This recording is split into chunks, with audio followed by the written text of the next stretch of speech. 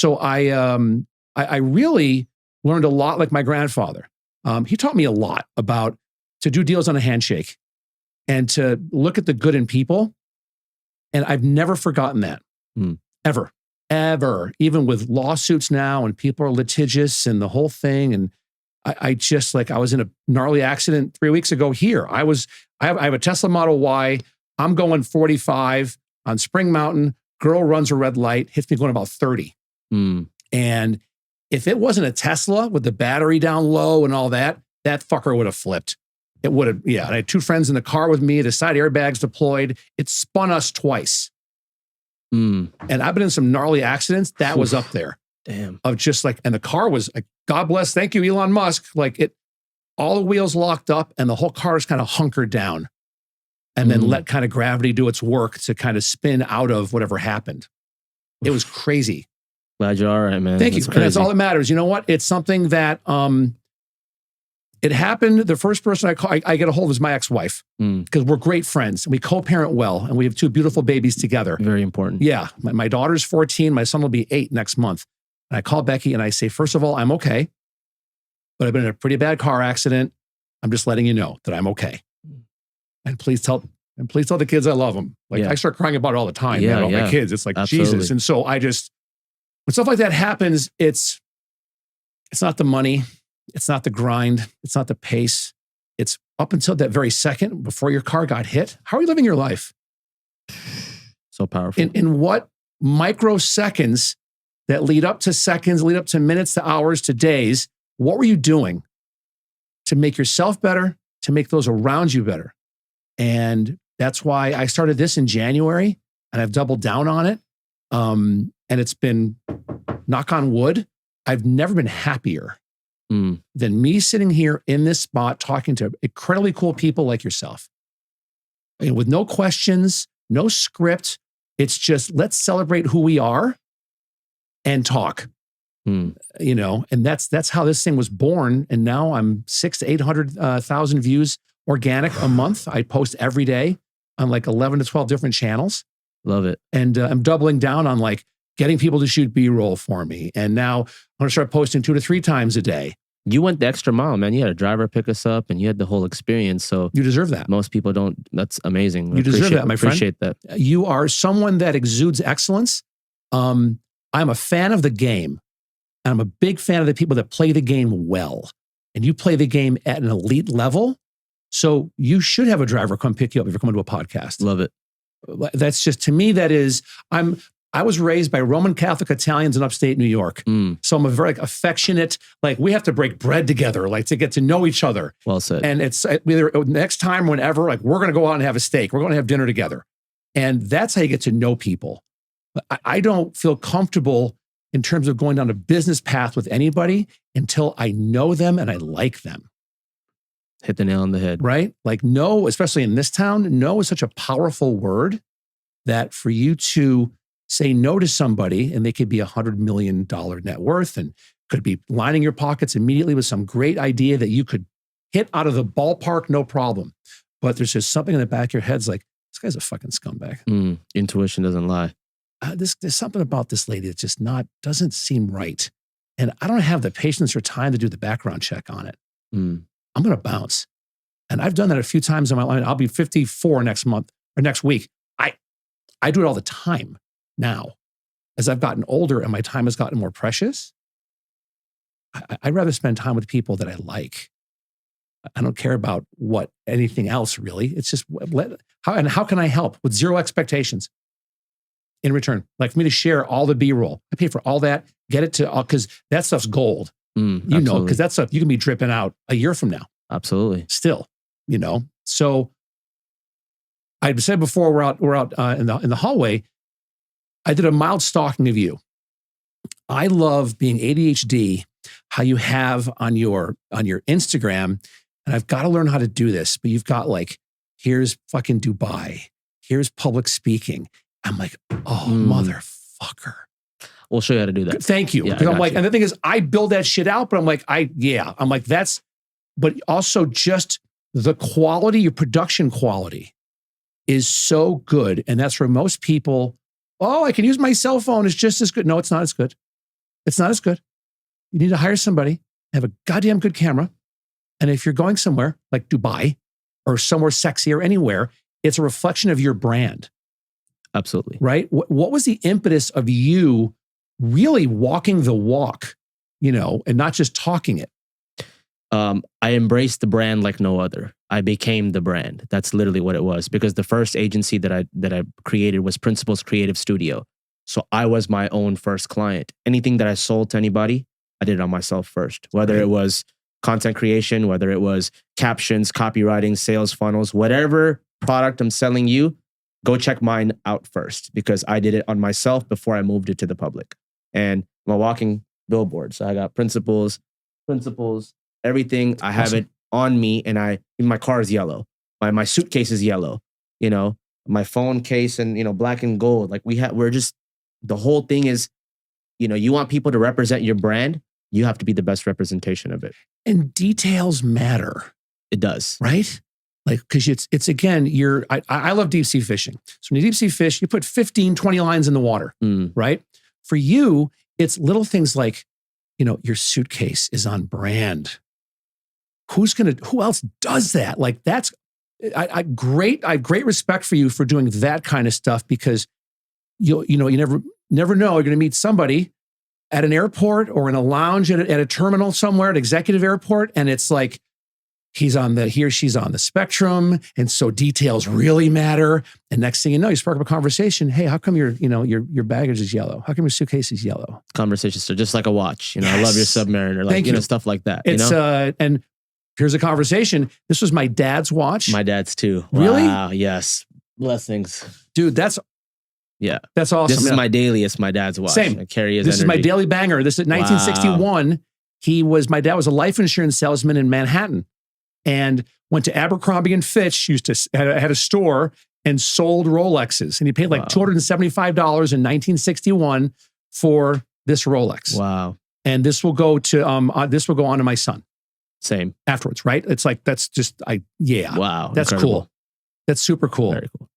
God damn it. Okay. So in terms of details, how is it with your clientele? Because I'm in the same boat sometimes where I feel like I'm screaming in an echo chamber, because you're telling these people, hey, get the matching luggage. Have some type of, something sentimental on you at all times, whether it's a wallet, a piece of jewelry, whatever, but have something that speaks to you that's sentimental. And do you find a challenge in dealing with clients in terms of not lack of evolution, but just like, well, I'm busy and I haven't gotten to it yet, to hold them accountable to the standards that you're setting for them? Very good question. So the issue is, a lot of people, they're representing businesses that they don't embrace fully. And that's where the problem, that's where the disconnect comes in. I have a funny joke within my team. When we create a logo, or, because we have this marketing agency, when we create a logo for a client, my first question is, would you get this tatted on you? If you're not embraced and loving it to a point where you can get it tattooed on you, you don't love it, and you're not going to represent it properly. That's literally the first question. Okay. And so when they're like, oh, this is great, I love it, would you get it tattooed on you? No, probably not. Okay, redo it. Let's do it again until you love it absolutely to a point where you would get your front gate in your house with your logo on it. That's how much the details matter. And it's not just for clients. We ask ourselves the same question. It's like, hey, if we're selling something, we're marketing something. I'll give you an example, Fargo Talks. You are passionate about this. You're not selling something that, you're like iffy on the fence about. You are going to go all the way. You send the driver out. You invest in the B-roll. You set this infrastructure up. So you are a representation of the quality of the brand, and you are keeping that standard very high. So if you keep the standard high, what does that mean for everybody else? Of course, you're going to expect them to keep the standard high. Whenever you see, this is family and a company, if you see a problem somewhere, look up. Always look up. At the leadership. Look at the leadership. If a kid is being a shit, his parents are being shits. 100% of the time. And if it's at a company, look at that person's supervisor or a VP or an EVP, and what something's going on that's resonating down, and it's a cancer. It's a cancer, my friend. And that's the part that for you, I would assume it is a challenge to hold people at that standard above what they're used to in their current situation. Absolutely. So the way we have kind of maneuvered around it, now we don't have, like last 3 years, we did 250 clients. We did 5 NFT projects, 3 app projects, a bunch of different stuff for different people. And of course, the quality of clients always, rises and falls, and there's different goals and setups, right? But what ended up happening is in the last 6 months to 8 months, we have stopped doing stuff for, it's not about quantity anymore. It's about quality. So now we've honed down on our skill set. The 2 projects that we're currently working on, which, Dano right here is one of my business partners for Principles Academy. We're reshaping education. But what we're doing is we're doing it for ourselves. So we're not selling it anymore. We are the representation of the branding, the marketing, the brand development, the app development, the team, the curriculum, everything that we want to push, we are doing it ourselves for ourselves. And then eventually we'll have the user base come on. We don't have to teach, or we don't have to convince anybody of anything. You want to be here? You want to learn, take things to the next level? Here it is.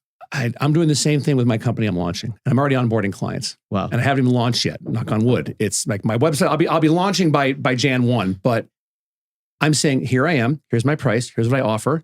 I'm not selling you a goddamn thing. You're not chasing. I'm not chasing anything. You're attracting. I am much more pull than push in what I'm doing, in how I have my team editing my content that's going out. It is what it is. And I've found my voice. I'm like 320 videos I post on YouTube so far this year. Wow. I started my YouTube channel January 17th.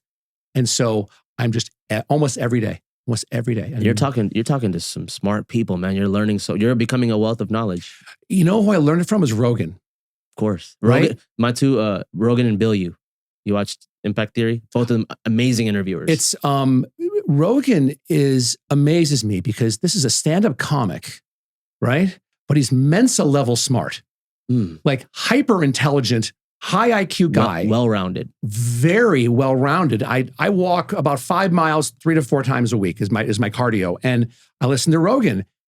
He's a sponge because he will, in an episode with somebody, refer to somebody else that was on his show 5 years ago that was a scientist in that specific niche and bring it to a pertinent point to add to the conversation. Like, what the? Absolutely. It's incredible. And so that's what I try to do now is whomever comes in here, I'm no better than them at all. I'm usually a lot worse than them in terms of like the evaluation and evolution of who they are, but I try to take something away from it. I try to make their life a little bit better. And I know every time I'm better for it. I had on last week Alexis Fox and met her through Sean's mastermind. She's been in the adult film world for 13 years. And while these AVN awards and all that, she's one of the best entrepreneurs I've ever met and had on this show. And I told her, I go, honey, we met for coffee ahead of time. I go, honey, I love you. But I don't want to talk about the double dildo bukkake films that you won for shooting in fucking Cabo. I don't care. Talk to me about your coffee line that you've launched. Talk to me about all the beers you're selling at all the places in Henderson. And you've got wine now, and you're sponsoring comedy like battles, and she's producing it and like headlining, being the MC. She has a boxer out of Florida that she sponsors and manages. That type of brain, I'll talk to for hours. And you said Joe Rogan was a great example, and I think I model a lot of stuff off of Joe Rogan. I want to max out my stats in every area of life. I want to, he trains, he does UFC announcement. He's a comic. He's a business owner. He had the biggest Spotify, a podcast contract for $100 million. He's out of Austin, actually. It's crazy. But that's kind of why, it's one of the people that we model our life off of. I want to max out all the stats. I want to be a great father, a great leader, a great author, a great reader. I want to be a great businessman. I want to be a great family man. That's kind of the goal. That is, heaven forbid, but if ever you get T-boned when you're in your car and you don't walk away, you've done the best for those that you work with and those that love you and you love on this planet. That's what it's about. It's not about what's in your pocketbook. It's not about what's in your bank account. It's about right here and here. To this day, I always say, if I get hit by a bus tomorrow, I hope enough people come up to my kids and say nice things about me, about how I impacted their lives.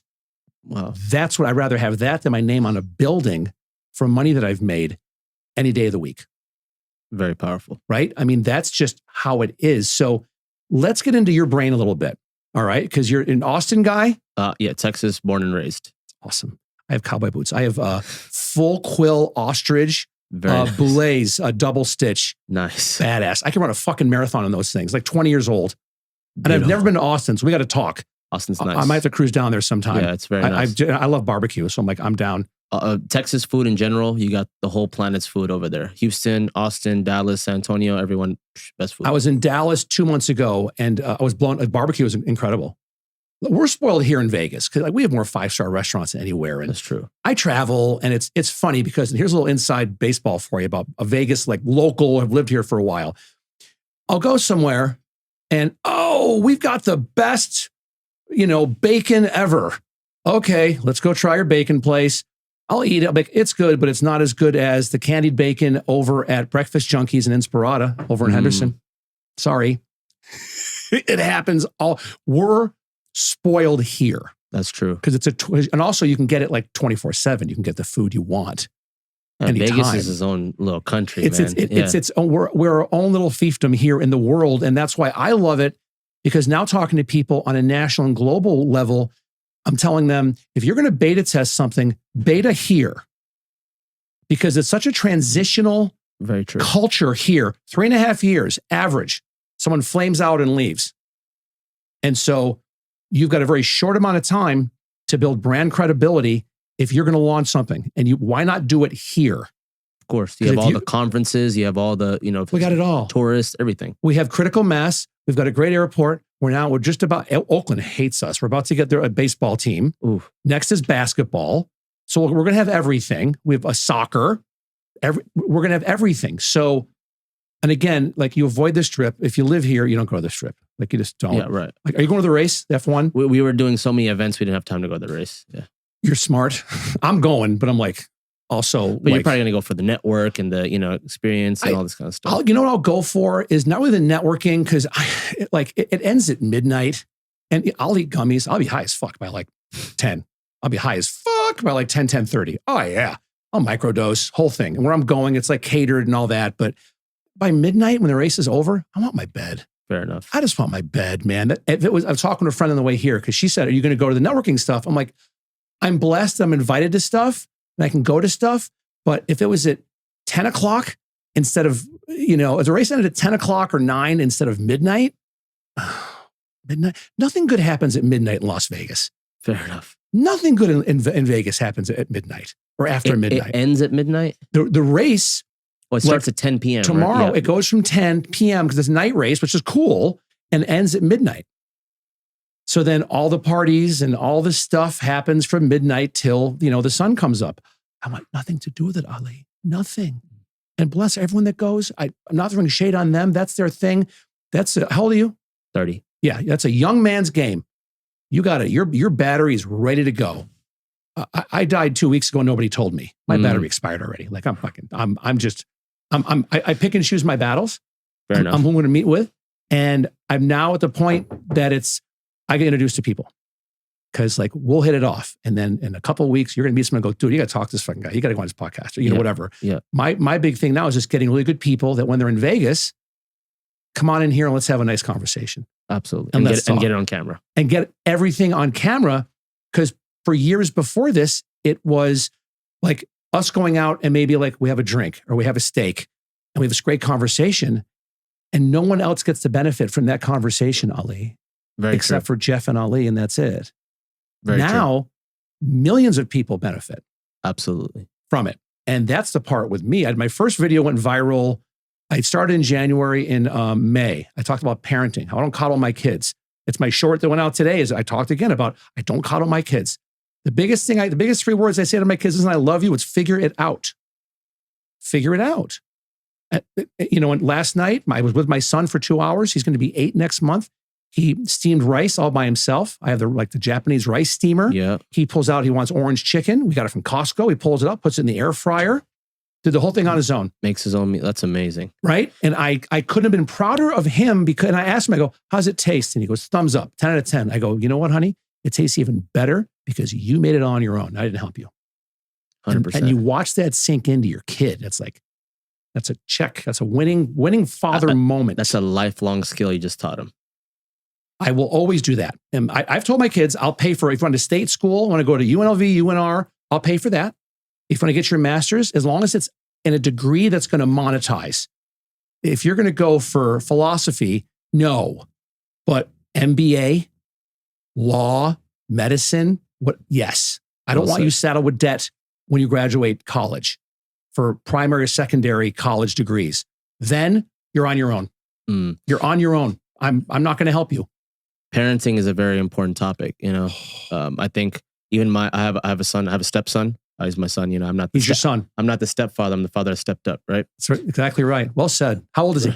He's 14. Awesome. So the reason I was bringing him up, I actually pulled him out of school because I want to be the one that curates his curriculum. I don't want someone else teaching them what their programming. What they were taught. They're forced to teach.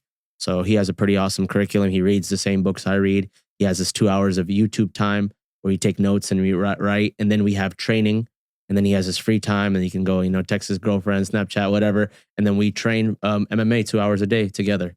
And that's the best way to do it, is to lead by example. So what do you think he wants to do? Like what interests him right now, being a 14-year-old boy? Well, he wants to fight. He wants to train. He wants to go to the UFC. Right on. He's a beast. 14-year-old, he's an animal. He's been training for 2 years, and unlike most kids, he's he's an animal.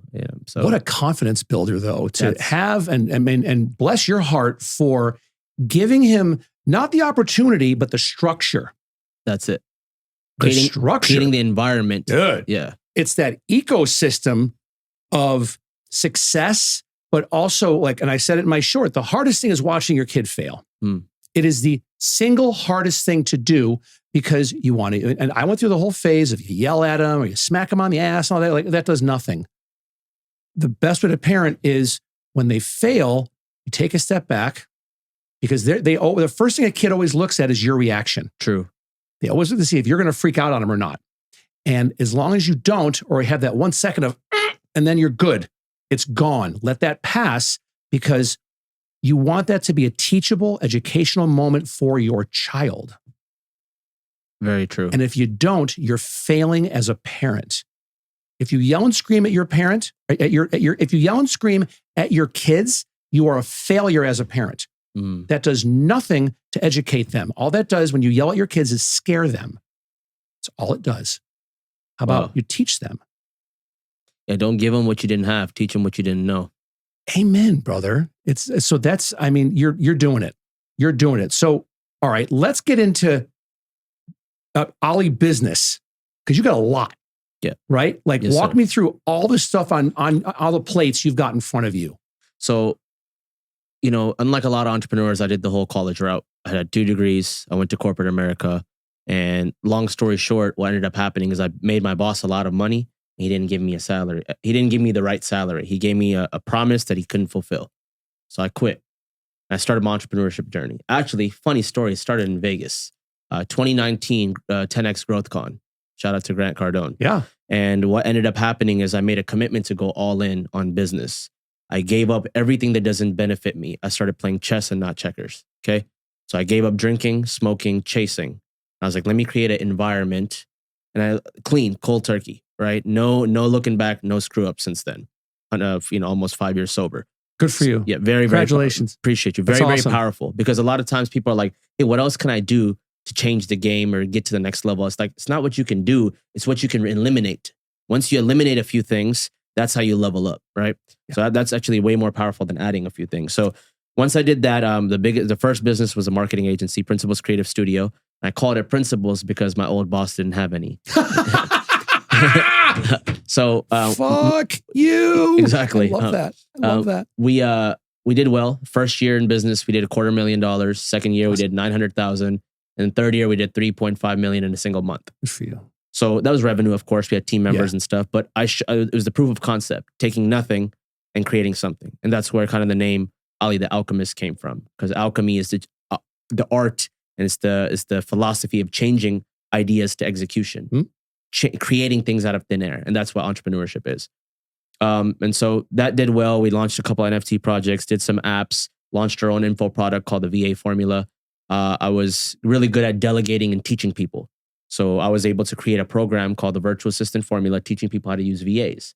So next thing you know, I have 250 students that paid me, X amount of money. Awesome. And I'm teaching them how to leverage 1 graphic designer, 2 video editors, sales assistant, a EA, closer, appointment setter, whatever, building entire digital ecosystems. And long story short, fast forward to, we did that for 3 years. Long story short, now I've created a badass group where everything I've learned is to put into effect. So the first thing is my digital education platform, Principles Academy, where Daniel here is a partner on it. And we are reforming education. So because I had this experience with traditional college, as well as, technological advancements of learning post-pandemic, that everything can be done from a computer and a laptop. So instead of people chasing this curriculum, we're aggregating it and giving to them in order of operations. So we'll tell them the first thing is personal development. Second thing is health and spirituality. Then comes wealth creation. Because a lot of people are like, hey, how do I make money?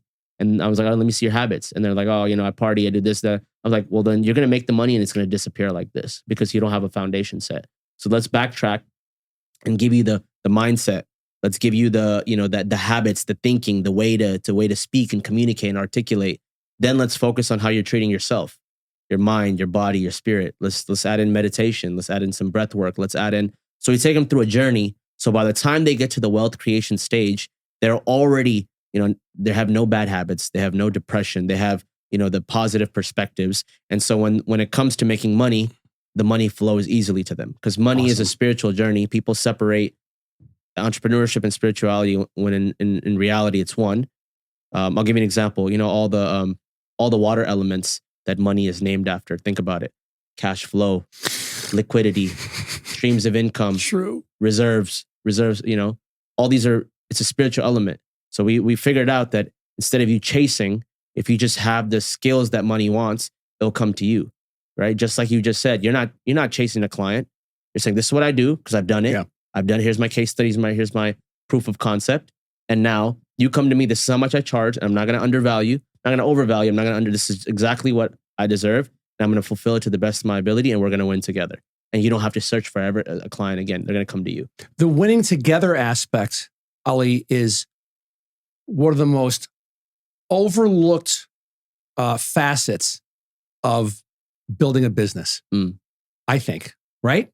I agree. Where when you get up in the morning and when you get in work mode, and if you're looking at who can I help today, instead of, oh, I got to book an appointment with this guy because I want to sell them something. How many appointments do I have to book today? Back when I did real estate for years, I did title and escrow for years here, for about 10 years. There were times that I knew I wanted to book 5 appointments a day. So I was calling realtors, texting them, DM, whatever. There were times that I'm in the driveway of my house and my wife and kids are inside and I'm still trying to get a hold of people to schedule that 5th appointment before I'd walk in my house. And I look back at that now and go, what the heck was I thinking? That the time I'm missing with my kids and at that time my wife is so much more valuable than setting an appointment with somebody that I'm going to try to sell them something. And there's 50 other people trying to sell them the same thing in town with title insurance and escrow for real estate agents. I think the pivot you made was, how can I help the people? Instead of you worrying about yourself, you're figuring out how you can help the people, which is a funny statement, because in entrepreneurship we do the same thing. We prioritize the wrong things, because we're thinking in our head, whether it's ego, whether it's good intention. It's okay. It might be good intention that I want to support my family. I want to do this, that, or the other. And then you completely eliminate the presentness because you're either thinking about the past or you're thinking about the future and you're not present. And then that does not enable you to spend quality time with your family, kids, loved ones, because you're stuck in that rut. But guess what? No matter what happened, you still made it this far, right? You still made it. It's still here. Yeah. I'm still here. Bills are paid. Kids are fed. It's something like little things like me providing transportation when friends are coming on my podcast and you're coming in from out of town and I provide transportation for you. It's because I want you relaxed. I don't want you stressed. I don't want you having to find an Uber driver at the, and find out where Uber, it's the details. Find out where rideshare is at your hotel. Like, I want you to, all that's taken care of so that when you come here, you're fresh, your mind is fresh, you're ready to go, and you're ready to sit down right here in a pretty open environment and we talk. That's why I do it. I don't do it for a flex. I don't do it for anything like that at all. It's more to put you in the best headspace possible. That if you were dealing with something on the phone in your hotel, if that 5 to 10 minute drive from your hotel to here in a nice SUV gives you a state of calm, it's a win. Well done. It's a win. That's just how details matter so much to me with stuff. And that's where I struggle with clients a lot of times. And that's where I'm now starting to, there's people that I was going to take on that now I'm going to go back and you know what I thought about? I'm not a good fit for you. Boom, exactly. It's not you're a good fit for me. It's I'm not a good fit for you. I always put it on me. Wow. To say I'm the one because I'm not you. I don't know your deepest, darkest thoughts. I'm the one that can try to help you. But right now where I'm at in my life, where my universe is, and I've looked at you and I've thought about you and slept on it, I just don't see how I can help you right now. And I apologize for that, but I just don't see how I can help you. So I'm not going to take your money. And, I wish you the best. I really do wish you the best. That's how I operate now. Man, that's so powerful because you didn't just take the money for the sake of it, right? You had principles and you wanted to deliver the highest quality product or service. See, the problem is a lot of people don't think that way. Most people don't, right? They're like, oh, 10K, 20K, 50K, take it. You can't deliver? They know they can't deliver, but it's the front end. And that's the thing with the short-term wins, right? Again, this delayed gratification is so powerful. You might have taken the 10, 20, 30K, or let's put it on the reverse. Let's just say someone scammed you for 20, 30, 40K, right? But if they just played their cards right, they could have made 20, 30, 40 million. It's the lifelong relationship you have with somebody, and not the monetization, but just how can we help each other? That's it. And I haven't done it yet. I'm doing it today. I had Natasha Graziano, who's in our mastermind. She's a savage. She's a savage. We just saw her at Sean Kelly's podcast studio too. She's coming here tomorrow. Okay, cool. And she's awesome. We've met and we exchanged a ton of voice stuff on WhatsApp. She introduced me to Art Lana. That's my boy. Dude, he came in here. Yeah. He just left today? He was on here yesterday afternoon. My boy. And he's going to LA. And I'm like, I need to reach out to his manager because I'm friends with one of the top luxury real estate teams in Beverly Hills. Wow. And so Kirby and Bryce are dear friends of mine. They have a $65 million listing right now. I wonder if a car painted by Art Lana would be cool at a broker open. Ooh. For that house. Nice. And you plugged and played, man. So that's it. All I'm going to do Connect is reach out to his manager, go, hey, if it makes sense, I've got some people that are super cool. I love them to death. They work hard. They put up meteoric numbers. Like they're incredible, their listings. Would you mind if I pass your information along? And I'll make sure if they're okay, I'll give them yours as well and you, back and forth. I want nothing out of it. I want no referral fees. Powerful. I want anything. But God damn it, who are they going to call when someone's like, I'm going to be in Vegas. I need to get my brand out there. I need to do better I need help with how to do a podcast. Who can I hire? Wow. I'll be the only person that they're going to call. You're the resource. I'm the resource. You're the plug, as they I'm the call guy. It. The best thing you could say coming from New York is, I got a guy. I want to be the guy for that. Because if I could sit here and do this 2 or 3 times a day, 4 to 5 days a week, I'm good. Absolutely. And have everything else scaled, have everything else, VAs or whomever, take care of all of it. That's my goal. Wow, is by the end of next year, I'm on plug and play where I'm just doing this, where I have a personal assistant. She has my bookings for me already. That when I meet somebody, I just send the information to her and then dots get connected. Just relationship capital. You don't want me I don't want to be calling and checking and booking poor Scott here at the podcast. No, you don't want me doing that. I don't want to be doing that. So that's my ultimate goal is that I'm advising people how to do it.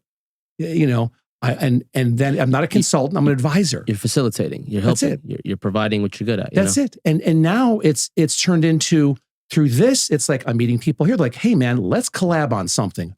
Okay. Like I have no problem. Something like I hop on a plane all the time. As long as it's not my day or my weekend with my kids, I hop on a plane, no problem, go anywhere. Anywhere. That's the joy of living in Vegas. There's like almost nonstop flights anywhere in the country. 100%. I'm down. And so I like doing that too, because again, the whole like being raised by Italians, I want to come to somebody's backyard because I want to give them home field advantage, first of all, because then they feel more comfortable. Love that. When we're meeting, they're likely to be, if they're more comfortable, more open and transparent with me about what they're looking for. I'm always an open book. I'm like, I'll be the first one to say, this is what I can do, and this is what I can't do or won't do anymore.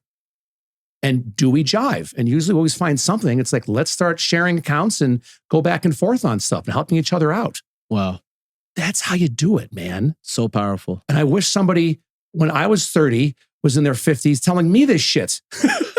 But it's back when I was your age, it's everyone was provincial and let's hide it and keep it all to ourselves. Let's gatekeep it. Fuck you, it's all mine. And gatekeeping and siloing everything. And the day I stopped doing that was one of the best days of my life. Oof. One of the best days of my life. One thing that you said was very powerful is when you connect the dots, you say, I don't expect anything in return. Yeah. But see, the law of energy works in your favor because even though you didn't expect anything in return, hey, you had good intentions, you helped two people out, energy is neither created or destroyed. It just comes right back to you. You know what the best thing I can get in return, Ali, is a smile on your face, is that you're happy. Whether I've made you smile, I've made you smarter, I've put a couple bucks in your pocket for what I've told you that you then implemented. That's what nourishes my soul. That's just where I'm at in my life right now. And it's, between that and so, all right. So our Atlanta comes in yesterday. I mean, I'm as white as freaking, Wonder Bread. Come on. And he's awesome. And so we're talking and I got to get a zinger in just to get him to laugh. I got to do something. So like, how old are you? He goes, I'm 27. I'm like, God damn it. I go, I have Metallica t-shirts older than you. I said, look, are you dating? He goes, well, I go, please, you got a piece of ass in every city in the fucking world right now. Look at you. You're a goddamn stud. You're smart. You're fucking slow playing it. Good for you. I go, let me give you some advice. Someone told me this when I was 27. Got to find a nice girl that's going to eat your ass. You got to find a nice girl. Nobody responded to that. He died. Oh, he lost his mind. I go, and a couple of his guys are out there. They're dying laughing. I go, you got to get a bidet. Don't tell the girl, just in your master bath, just put it in. And the girl's going to go, what's this? Go, it's a bidet. What's it for? It keeps me clean. All you got to say. It's a tacit endorsement. It's a little chest piece. It's a little drip. Yeah. It's a little drip. Because all of a sudden, that's a cold lead and went to a warm lead to eat your ass because she's asking about the bidet. Strategies. And so I go, you got to find a nice girl with a strong tongue and you're good. Find one of those in like every other city that you're in. And you'll be so much happier. There you go. Your days become longer. I told him that and he just about lost his fucking mind. That's so funny. It was hysterical. And so it's also, I have zero filter, as you can tell. I have no agenda, raw. Right? There you go. And so, but the thing is, love me or hate me, you know where I'm coming from when you have a conversation with me. And whether it's here or, not if, but when, like we have dinner together, it's, if you have a question about something, you have my phone number 24/7, brother, give me a call, text me. Wow. If there's something you're going through, there's a very good chance, just because I'm not saying I'm smarter than you, just I've gotten up and shaved every day longer than you have. So I'm here with zero expectations of reciprocity, that if there's some type of fire you see burning that's coming up, you got to put it out. What do you do? Or if you have a client coming to you and you're like, I don't feel good about giving this advice. And it's about, if it's me, it's about anything social media, anything podcasting, anything AI, which Sam Altman from, he got fired today. We just saw that on the way here. Dude, yeah. That's the best is his tweet. Cause he's like, I can talk more about it later. That means that's heavy stuff. Shit, dude. Yeah, that's brewing. Heavy. It's also, again, and nothing against, like I've done seed money stuff before, but when you get in bed with hedge fund stuff, yeah, it's a different game. It's a different game. And you can have the most altruistic, pure intentions when you get into this thing and take a company from 0 to 80 billion valuation, as he did with OpenAI, but they can go, fuck you. I'm learning private equity now. So that's kind of the next step. So with Principles Academy, our second thing is the Circle Syndicate. And the front end, we're a mastermind group, of course. On the back end, we're raising capital. We're just connecting ideas with capital. So it's a new game. Of course, when I get into the conversations, the Zoom calls, the Google Meets, the rooms, I'm the dumbest person in the room. So I'm over here taking notes. What does this mean? What is PE, HF? It's crazy. Stop for a second. Yes, sir. Give yourself grace. Don't ever say something that is negative about yourself because your body takes that in. 100%. All right. You're not the stupidest or dumbest person in the room. You're the one most eager to learn. There we go. Let's change the perspective. Just do me a favor. 100%. Because you give yourself some grace. You're a smart son of a bitch. And because you're putting this on, because you're in that room, because you're taking notes, you're one of the smartest guys in the room. Well said. So continue. Sorry to interrupt you, but I had to stop you. Let me rephrase that. So me being the most eager to learn, I'm over here taking notes. Anytime they say something, I'm Googling it so I can say it back in conversation. But of course, I don't want to just plug myself in and talk out of my ass, right? I want to be understanding of the conversation. Well, you could talk out of your ass if you have a bidet. You could. I'm just. I gotta go back to it. There you go. I'm just saying. You ever get to that point with your significant other? I'm saying rewind and watch it again. Another level. Go ahead. Sorry. Continue. Sweet. So so now with private equity, I'm learning the game. It's way different. You have to think differently. You have to speak differently. I'm talking about millions, if not hundreds of millions of dollars, and it's crazy. In the last 6 months, we've raised $72.5 million. Good for you. So it's pretty cool. That's awesome. Just using our marketing skills. That's all it is. Using our network marketing skills, and again, saying what can we solve for this person. You have a real estate deal internationally. What can we do for you? Let's connect you with one of our sources. That's it. Connect the dots. It's so much easier when you've got somebody that's super smart and you go, how can I help? And I can hop on a plane immediately. Where do I have to be? Let's get together and let's have a tuna fish sandwich together and talk about it. There we go. And walk me through what you're doing. And you have unfettered access to my brain. 100%. And then the next piece is like, if I don't know it, I think I have some in my network that does know that. I got a guy. You got a guy. Just connect the dots. And that's the key, is to say, if I can't do it, I'm 3 degrees of separation away from the person that can help you. That's a biggie. Like I tell people, if you're coming to Vegas, I'm 3 degrees of separation with anybody here. 100%. If you need something here, you need an Elvis midget, an impersonator to come to sing in your suite just a few calls away. At Palazzo. I got a guy, that can get that. It's being the person that's going to help make somebody else's life better. And that's not always financial. And the thing is, the more you focus on, I love when you started off by saying that with people, you kind of tear down all their bad habits and you help them with, breathing exercises and meditation and giving up all the stuff that's just contributing to holding them back. That was, when you said that, I'm like, oh, because you're pouring the foundation. You're building a skyscraper.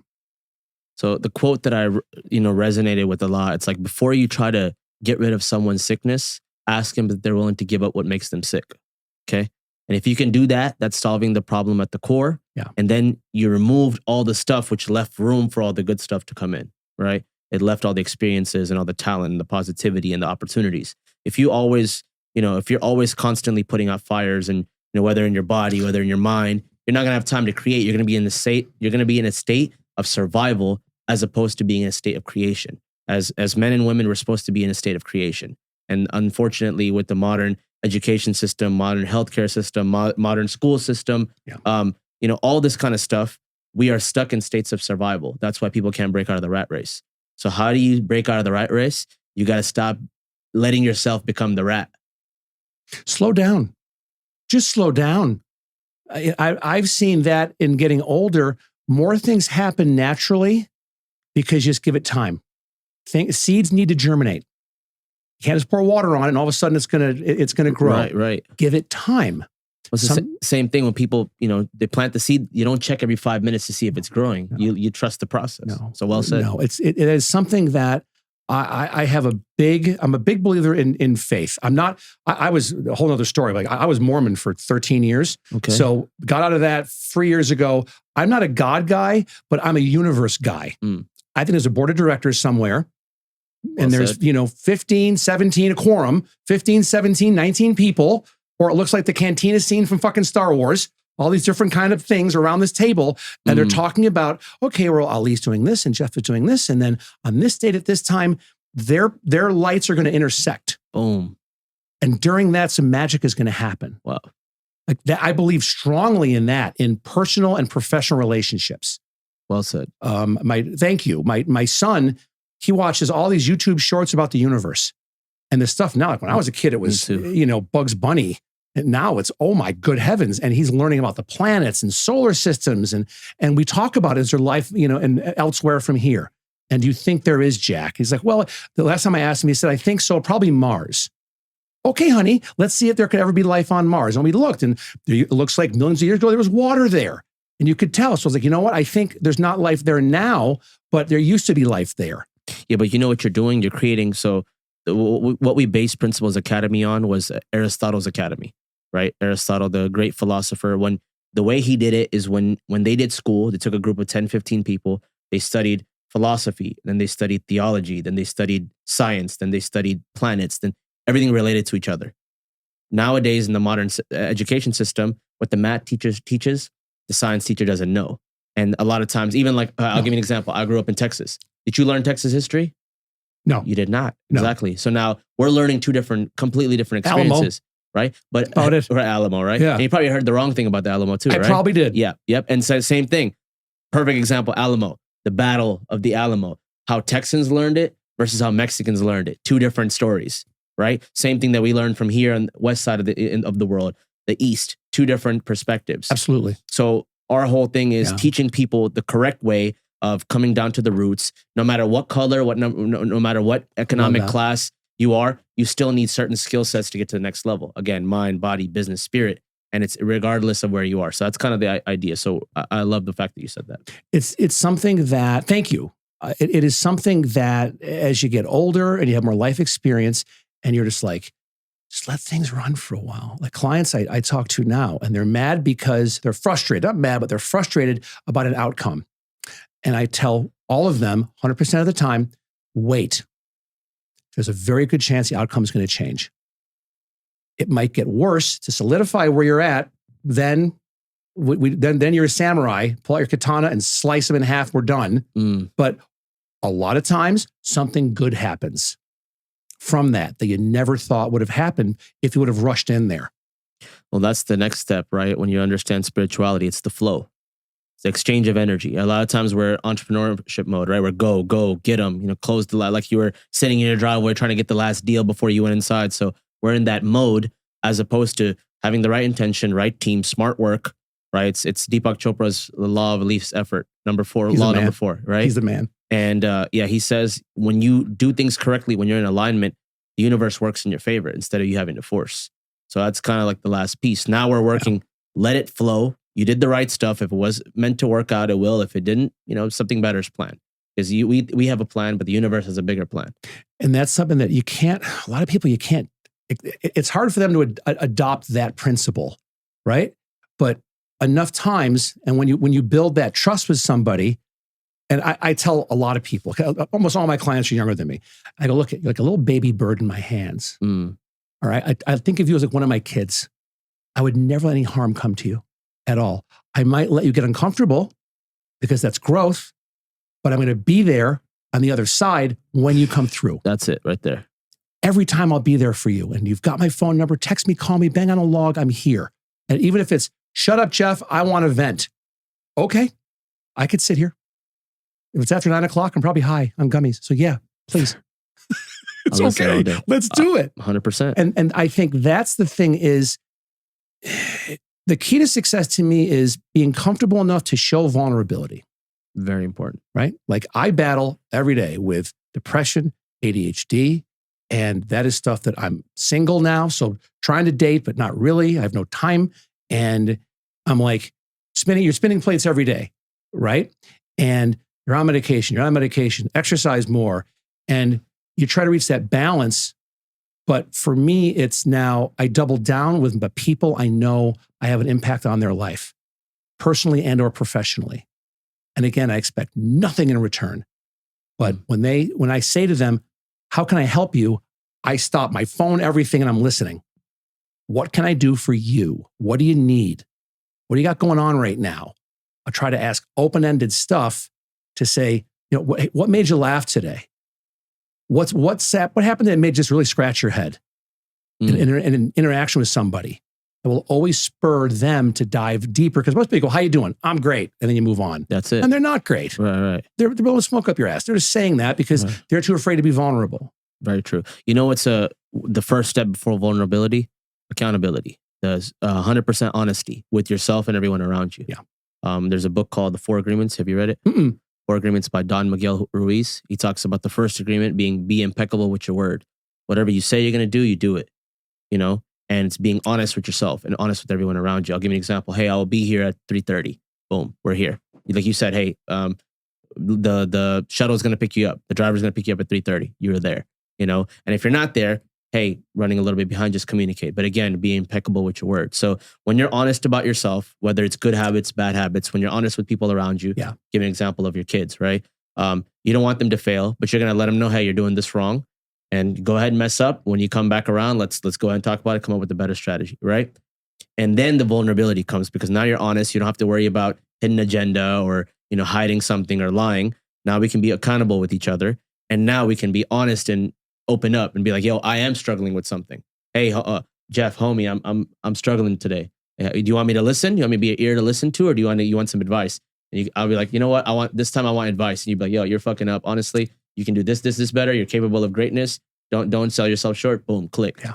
You know, energy changed. Move on with the day. Or I can be, hey man, I just want you to listen, and you just, I understand. I get it. I feel for you. You're not alone. That's it.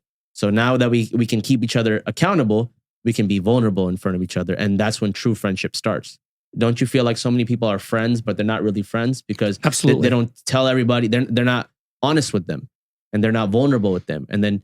You know, when people have a lot of people in the group, but they don't have anyone they can call on. I'm like, well, who's truly your friend? Are you just looking for numbers just to call associates? Because you don't need 100 pennies. You just need 4 quarters. You just need a few people that you can count on every single time for different needs. And that's it. And then you build a pack together and exchange value, exchange help, exchange information and resources, and just win together. How powerful is Sean Kelly's mastermind that he's put together? Very powerful. Right? And the same thing with Sean. He'll connect the dots and not ask anything in return. That's what I've seen. He's the best. People that have value to give never gatekeep because they don't need to, because they understand the flow of energy. It will always come back to them. I'm amazed because a couple months ago, he texted me, hey, I'm doing this mastermind. I'm like, Dad, of course, dude, whatever you're doing, I'm in. Yeah. I love that guy. I love him and Wayne. Of course. And next thing you know, you start to see the people on there. And I just read like some of the conversations like way over my head. But I'm eager to learn. And I'm always there to help. If I hear somebody say something where I know and I'm 100% certain I can help that person, yes, I'll slide to their DMs and go, I did this before, blah, blah, blah, blah. This is what I did. Talk to this person. Boom. Same thing the other day. I was literally on last podcast, I was mentioning Jim Quick's book, Limitless. Mm-hmm. And then Jim Quick's in the group. I'm like talking about it and I'm like, whoa, what's going on here? You know, so like the universe again speaking to us in mysterious ways, right? It's amazing what, like, you look at like Danny Fleischman does these like really powerful. Yep. Really powerful. Just met him last night. And that's like, I'm like, I should have gone. And yeah. My thing was this about last night is it was late, but when I saw like Wayne sending me like video of women that have like tape on them. So that didn't happen. So what happened was when we got there was like 2 entrances. There was a back entrance where the event was. And I guess the other entrance was like a strip club. And then they were doing all that. So we went to this entrance. And that's where it was like, it was just the open floor. See, I didn't know that. And I DM him back. I go, dude, I'm looking at some chick with electrical tape going through a roast beef sandwich right now. Right. I don't want to be near that. Fair enough. That's creepy for me I'm 54. 100%. I'm old enough to be those girls' dads. Like I can't. Makes sense. And he's laughing, but. Oh, we didn't see anything. We went to the networking side. We shook some hands, and then we left. Dan's a guy that like has taken the WhatsApp mastermind to another level. Absolutely. Because picture taking like Sean's mastermind, and there's 450 people in that thing, but you take 20 of us to all come up on stage for 10 minutes and talk at an event. That would sell out almost anywhere. Change the game. Because again, it's just share. And that's what, Dan's doing that now. And it's brilliant what he's doing. He's a beast. He's a beast. Yeah. A beast. He's bucket list of me to I want him to come on this podcast. Ooh, we should make that connection. Bucket list. I DM'd him and didn't say, I'm like, hey, You don't know me, but we're in the mastermind together. You're in Vegas ever. I'd love to have you come on my podcast. I'm sure Sean can make that connection. That's it. I just leave it there. I got Artlana because of Natasha said, do you know Artlana? I'm like, no. Here's his Instagram. Look what he's doing. He just painted my car, my Land Rover in the UK. He's coming on your show.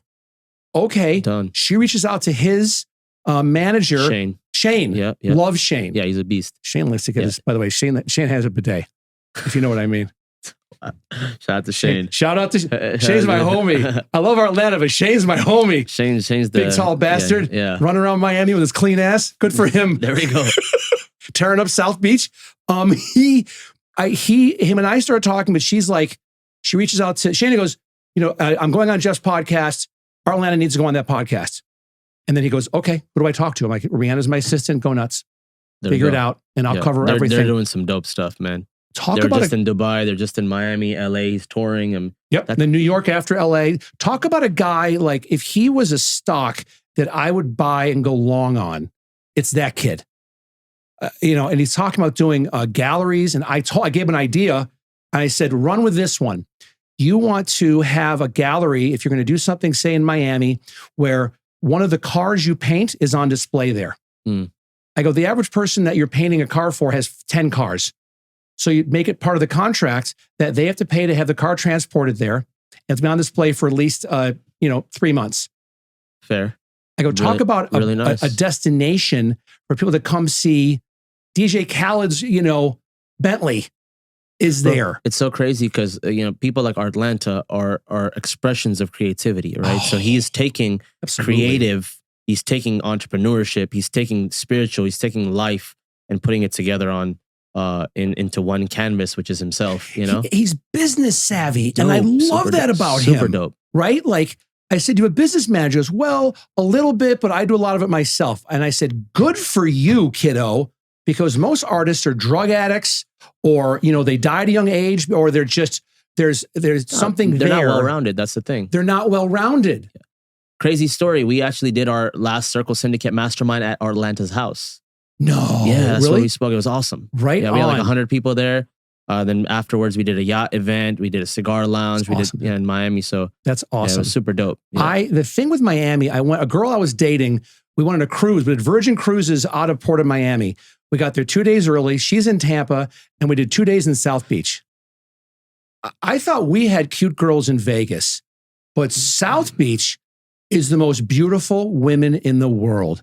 And I've never dated a Latina before, but oh my God, I have a hankering for some horchata all of a sudden. Fair enough. Jeez Louise. I mean, these girls, Central and South America, none of them below an 8. None of them. And natural, all natural. Beautiful. That's awesome. Gorgeous and nice. And it was like, when can I go back to South Beach? Please. See, anytime I travel, I'm with my girl, so I don't ever get distracted. Right. You know Good what I'm for saying? you. So I got a 10 out of 10. I got an 11 out of 10. So we blessed. How'd you guys meet? We met through a mutual friend, and then we pretty much connected, and it's been 3 years since. Yeah. What's the number one thing about her that gets you out of bed every morning that you just love? You can't wait to be with her because of what? So her energy is just contagious. Her laugh, her grounded, like she's so connected with herself that she brings me back home. So that's very proud because I'm so fast mode. I'm always traveling. You're moving going, man. 50 You're different things together. We have podcasts and speaking and creativity and shoots and this and that.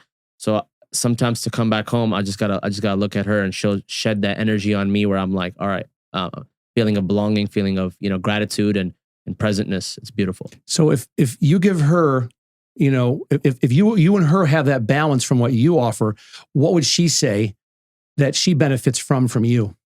Just like I have several things, I'm sure, she can say several things, but one thing I think she's told me, she communicated herself was the fact that I chase my passions and I create things out of scratch. So her being grounded in the feminine, right? I'm the perfect balance of the masculine, and we're bridging that gap because she's present and she's being, and I'm moving and living, and together we're just a divine couple. So it's quintessential yin and yang.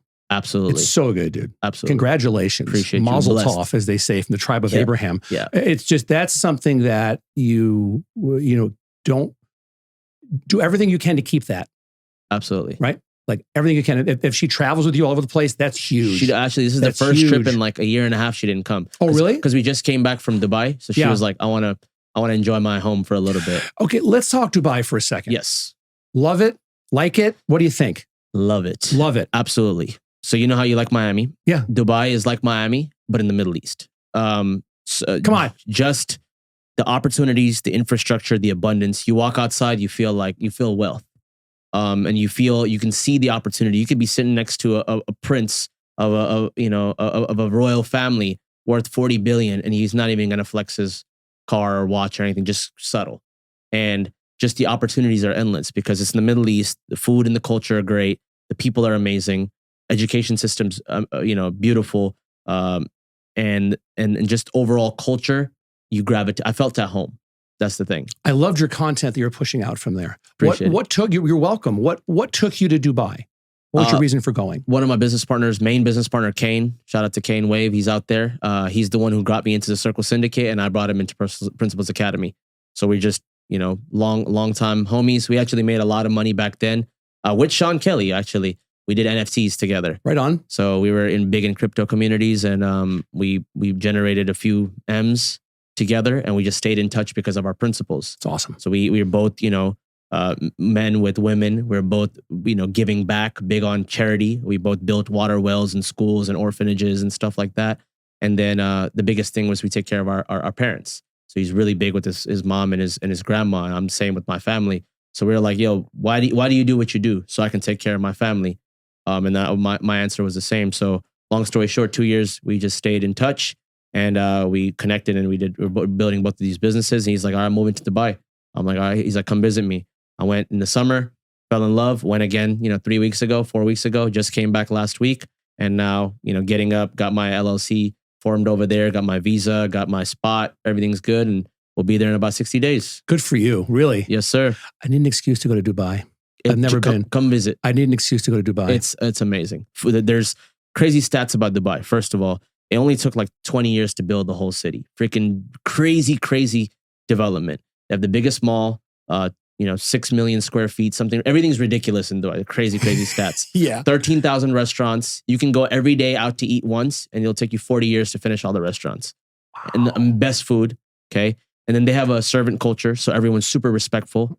You can get a full-time driver for $1,200 a month. Full-time driver. Yeah, you can get a full-time maid for like $700-800 a month.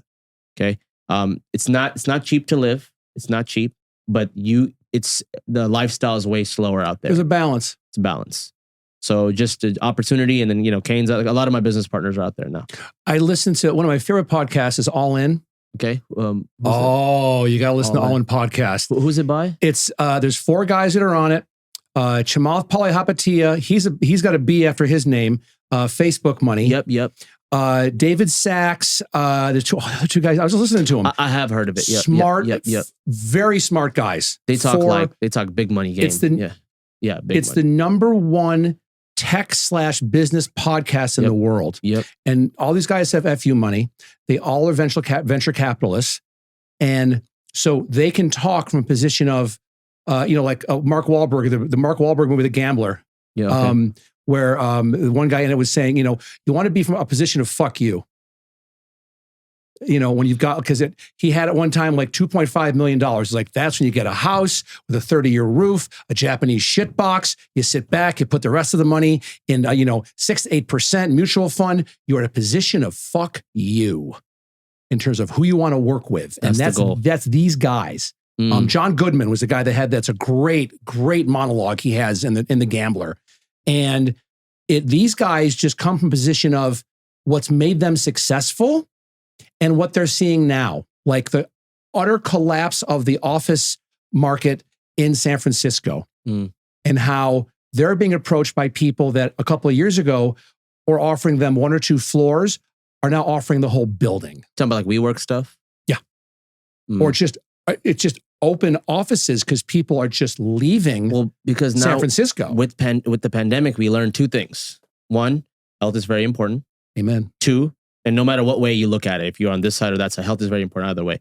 Second thing, so much stuff can be done online. You don't need offices. You don't need in-person schools.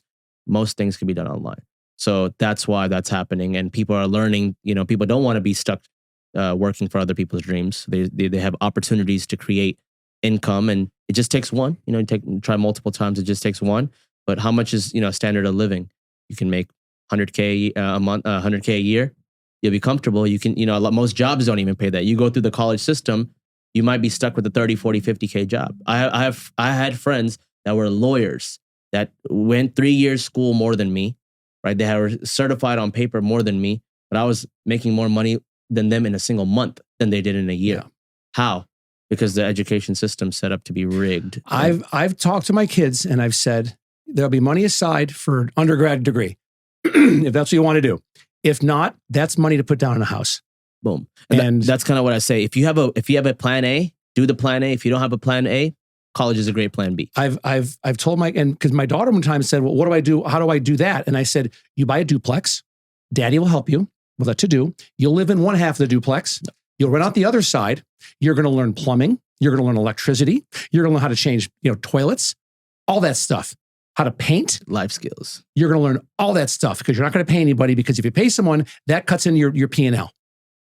And then she said the greatest thing ever. She goes, what's a P&L? I went, that's funny. Honey, I love you so much. You're my daughter. And so that's, to me now, I just think that it's also being really, they pulled the carpet up on the racket that education is, that colleges are, especially out of state colleges. Like here, we're in Nevada. UNLV and UNR are excellent state schools, excellent schools for a myriad of different types of curriculum and education facets they have. For you to leave here and say, I'm going to go to Arizona State, where it's going to be $50,000, $60,000, $70,000 a year for an undergrad. What? That doesn't pencil for me. Like if one of my kids wants to go out of state, they better have a scholarship. I'm not paying for it. That's a loser to me. I don't bet on losers, right? That's the part with me with education now.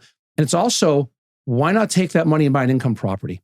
Why not take that money and invest in audiovisual stuff and do your own podcast studio at your house?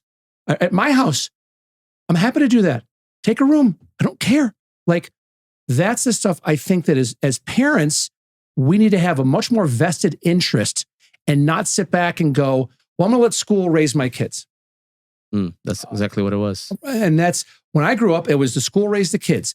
Both my kids now, they're in public schools here. They're both at great schools, but my son, I'm on the school organization team of his school, which is like a little mini board of education. Right. So we had on calls with the principal and all that stuff. You're involved. I'm involved. I was in it last year. I think I'm on it this year again.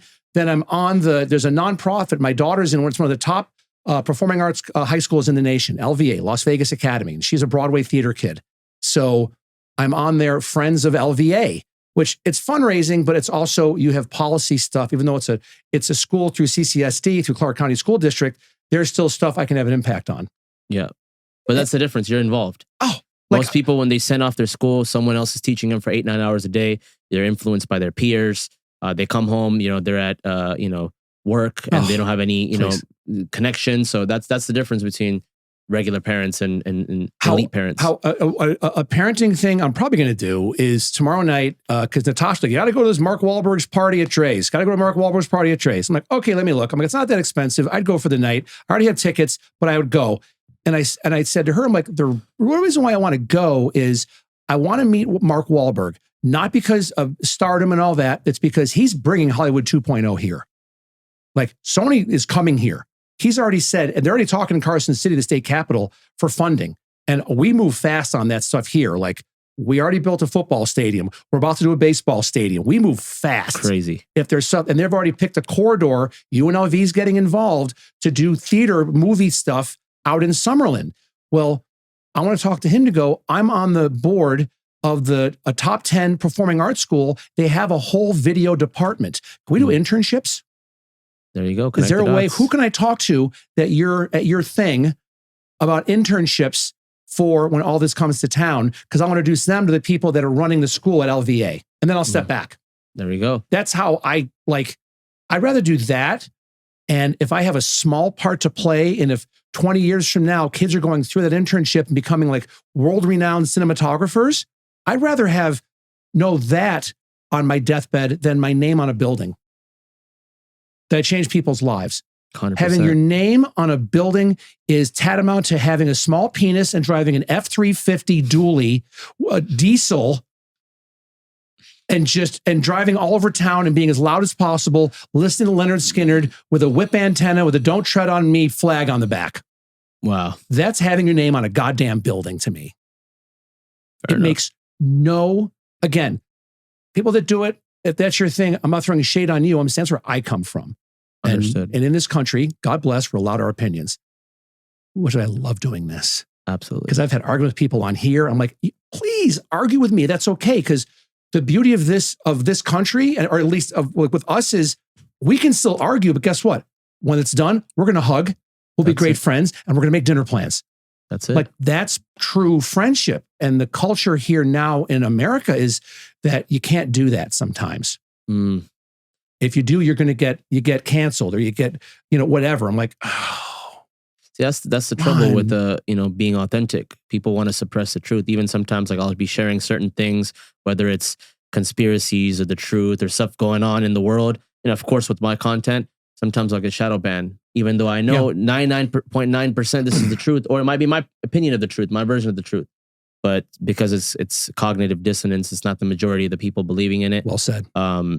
It gets shadow banned, and the next thing you know, I go from 15,000 views to 1,000 views for that week. Are you on X? I am. Twitter? I was on X, but after NFTs, I stopped it. I'm literally just focusing on Instagram, and YouTube. That's the next thing. Your Instagram's awesome. Appreciate you, dude. Yeah, dude. That's thank you. Like, thanks. I did a little, like I said, I looked at your LinkedIn stuff. I'm looking at your Instagram, like, oh yeah, like.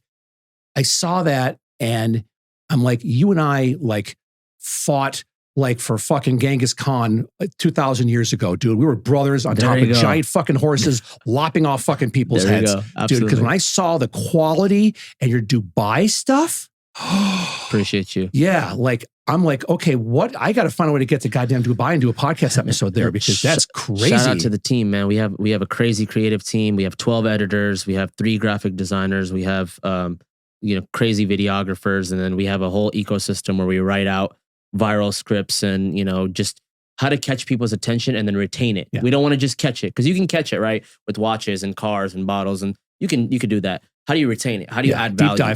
Deep dive. You teach, you give. I don't gatekeep any information. This is what I've done that's worked. Yeah. This is what I've done that doesn't work. Form your own opinion and execute and learn and fail forward. That's it. I love that you're doing scripts. I love doing scripts because that's the best way to retain. Are you using ChatGPT or Bard or AI? No, we have experts. Dano over here is an expert on viral scripts. We don't use ChatGPT. We do have copywriters. Because think about it, ChatGPT, everyone types in the same prompts. So, sometimes you might, and I don't like regurgitated information. I want to say my perspective. ChatGPT does not know my perspective. You see what I'm saying? It can find out your perspective, though. It can. We got to train it. We got to train the model. Of course, we got to train the model. You can train. You can train to do anything. Ever, let's talk. Because I'll show like what I do now. Here's a micro version of it. Is I'll take let's say it's a 30-second short from my pod, and I use Descript, and that will pull out the transcript of the audio, of course, and put it in the text. And so I take that and I drop it into, I've got a giant prompt with ChatGPT. And it will create for me 10 edgy, engageable social media headlines come up. And then it'll give me a complete description of the video with a hook to subscribe to my YouTube channel, because I drop that in YouTube Shorts. Of course. And then for my long form content, I drop long form once a week, the episodes that I put embedded links and all that stuff. It's all done for me. And 90% of the time, I will take a hybrid of two of the 10 headlines that it puts out and use that as my headline. And my numbers have gone. ChatGPT is a very powerful tool. Oh. We do. I mean, you can do legal work. You can do accounting. You could do. There's so much stuff. I'm coding in it. My ex is a therapist. She's asking me therapy questions. So I'm putting it in and texting her back. And she texts me back. She goes, "Why do we even need people anymore?" It's crazy. But also, I agree with you that it needs to learn your voice. That's the thing of who you are. But we are definitely using AI. So the next piece of Principles Academy, we're going to call it AI. Aristotle's intelligence.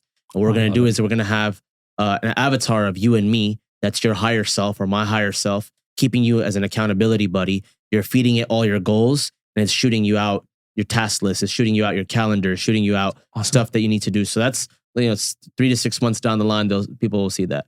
I have mine set already. It knows I have a podcast.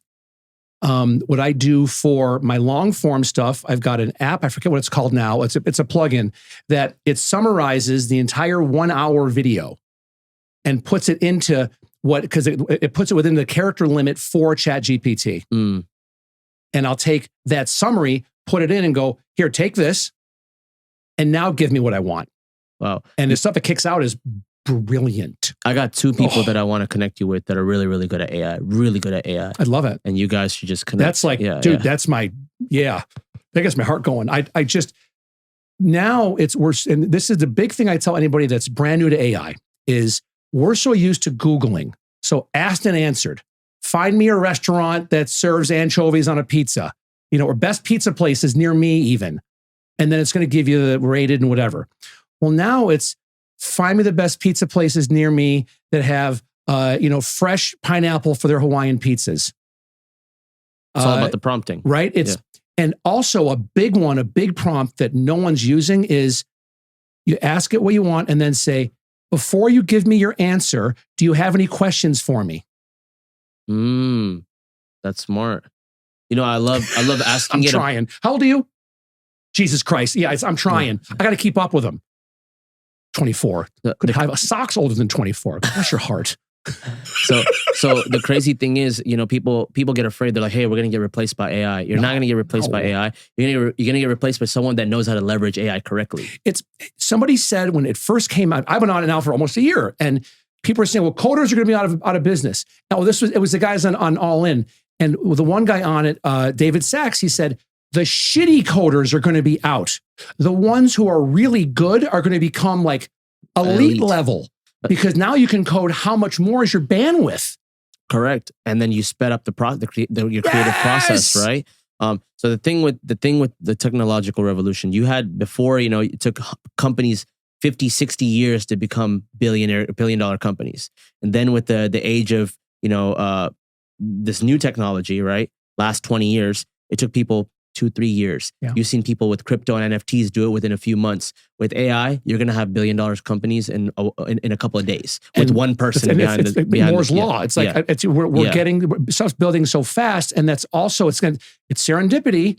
Like I was at Fidelity National Title back in September. They fired me because my numbers weren't great because I was doing this all the time. I'm like, okay, fine. But now there's people I'm meeting that it's like, again, it's not about the money, but I know I'm going to make more money next 24 months than I have in my 54 years on this planet before.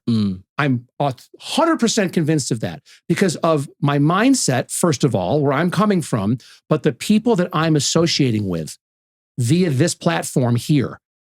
Like nobody has better data, granular, first 10 minutes of Saving Private Ryan data on podcasts than me in the nation.